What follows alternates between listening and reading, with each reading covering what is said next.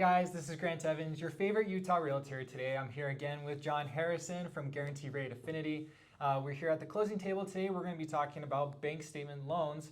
And John, let's turn the time over to you. Tell people why you're important and who you are, and we'll go from there. I'm John Harrison. I'm with Guaranteed Rate Affinity. I've been doing loans for over 25 years. I'm very good at what I do. I do speak Spanish also.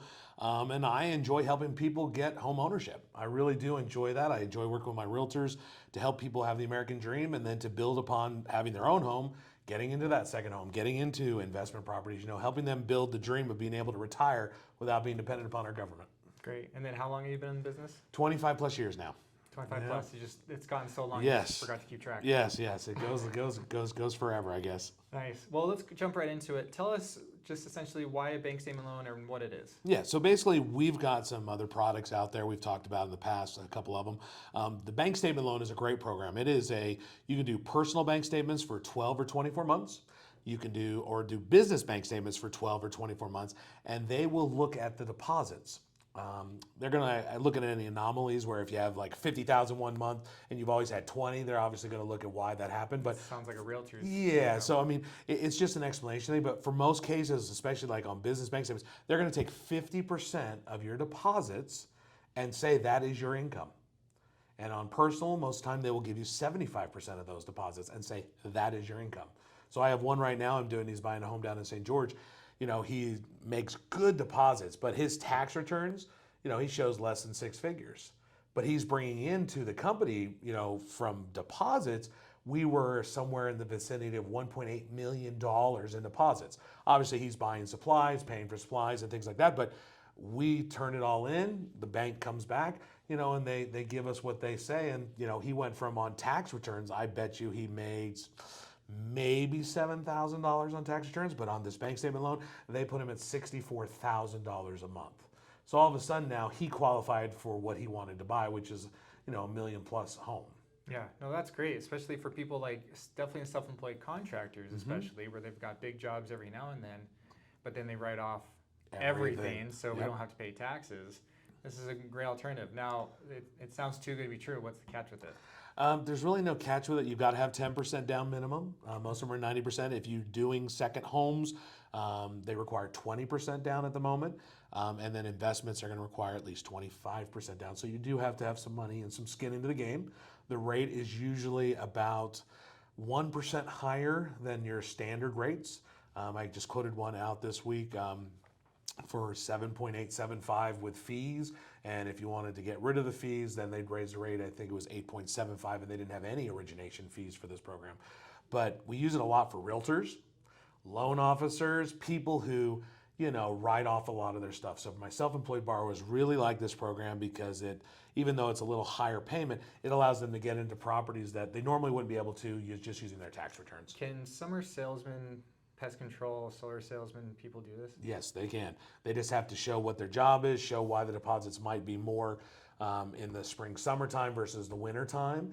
A lot of people who are landscapers, we have that where it's a seasonal thing. They work all year, but their seasonal time is, for 9 months of the year, they're getting a lot of money, but like December, January, February, they're dead unless they're doing some snow removal or something. So it's great to be able to go, here's the explanation. You can see consistency and try to show the 24 months bank statements and show why that is. But we take it all up front. We put it through the system. It spits out what it is, and you basically know right up front, usually takes 24 to 48 hours, here is your income. And then we can look at, okay, what can you qualify for? Now, how far back do you have to have the bank statements again? It's 12 months or 24. Okay. If you do 24, you get about a quarter to 3/8 better on the interest rate.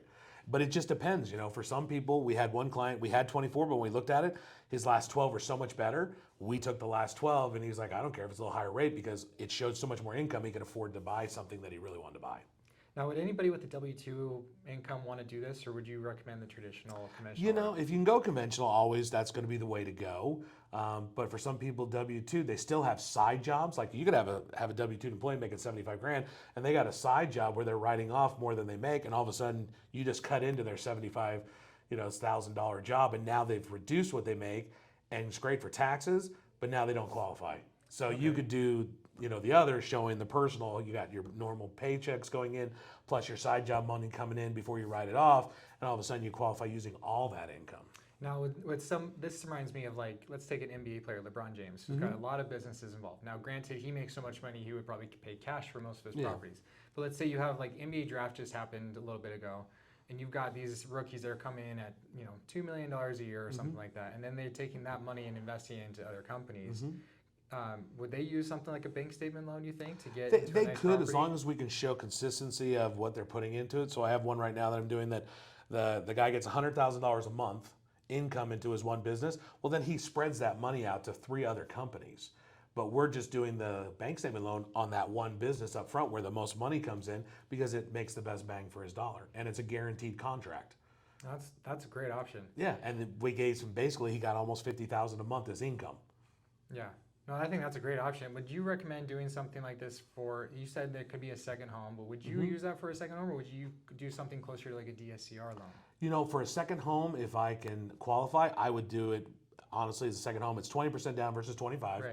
The rate's usually going to be a little bit better on the on the bank statement loan, and it just really depends on for me personally, I've bought a lot of houses as second homes, and that's how I started because it used to be only 10% down, now it's 20.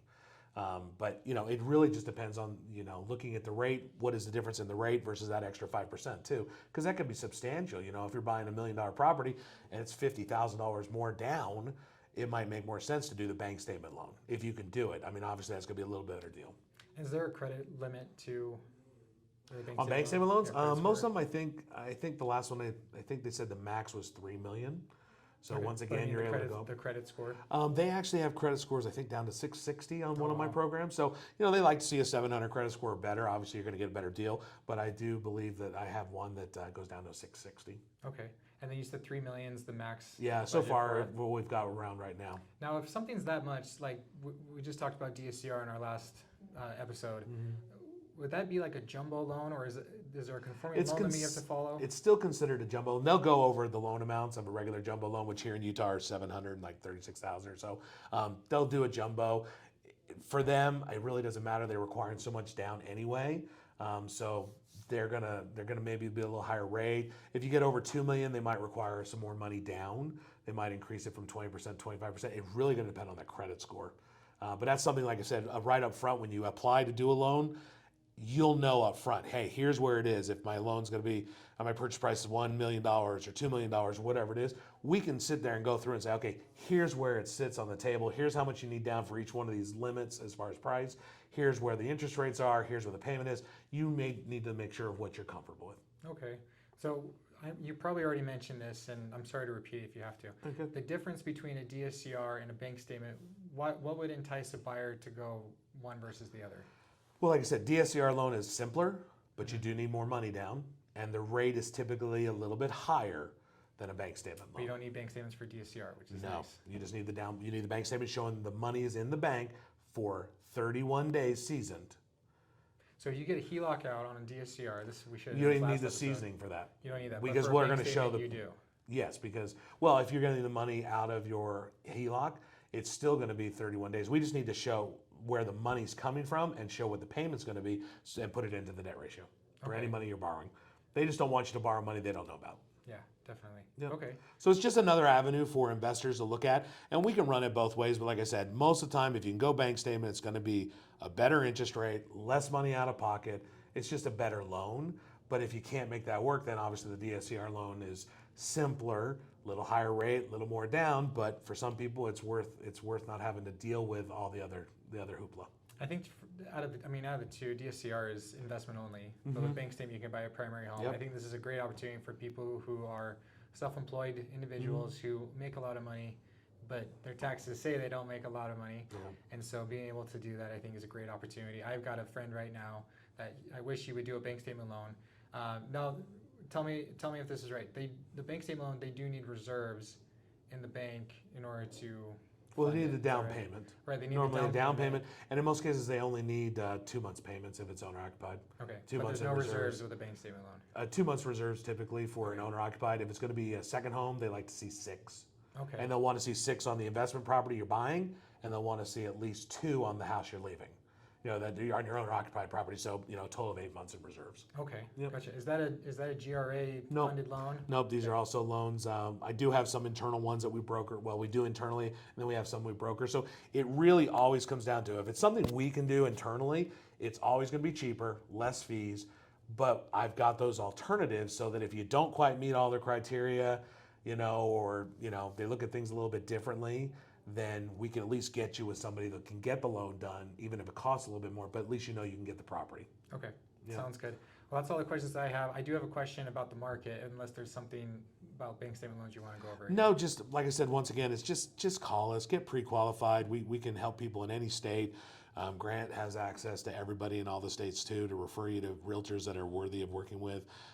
It's just get your stuff done up front so that it's not a surprise. Don't go start looking at something Get until you know. pre-approved. Get pre-approved. If that's the only thing you learn in real estate, Yeah, I think that's the only whatever thing. you do, Get whatever pre-approved. loan. Unless you have cash, then you don't need to get pre-approved. Yeah. So as far I know, interest rates is on people's minds a lot. What do you expect? I see a lot of things saying that they're going to be down to the 5s and by the end of December. Basically what we're seeing is you've got a lot of fluctuation right now. They think prime's going to go up another quarter to half this year. There's just inflation, numbers keep coming in, higher than they expected. Unemployment's not really gone up as much as they were talking about.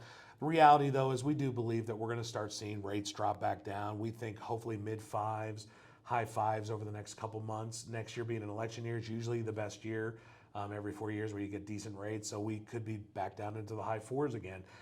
Just know, though, that even though rates are going to come down, we believe that the housing market is warming up. I think we just got the stats for May, and the average house in May was 3.2 offers per house.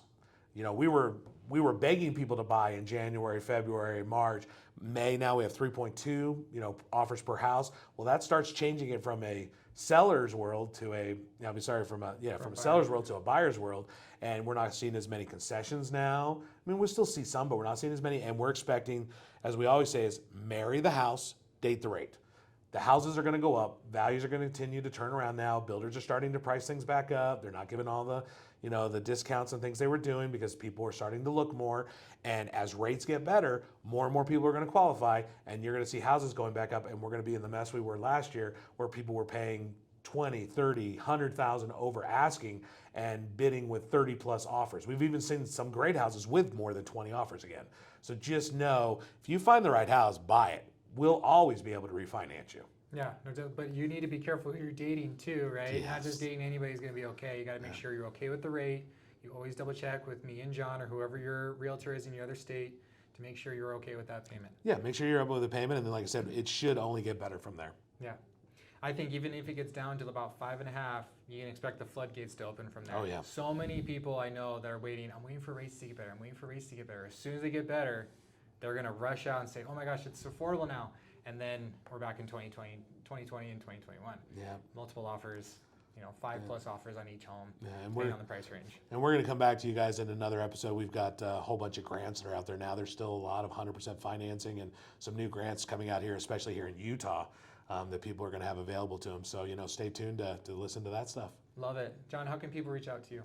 Oh, yeah. It's go ahead and give me a call if you want, or a text. It's 801-404-9796. Or you can email me at jharrison, HARRISON, at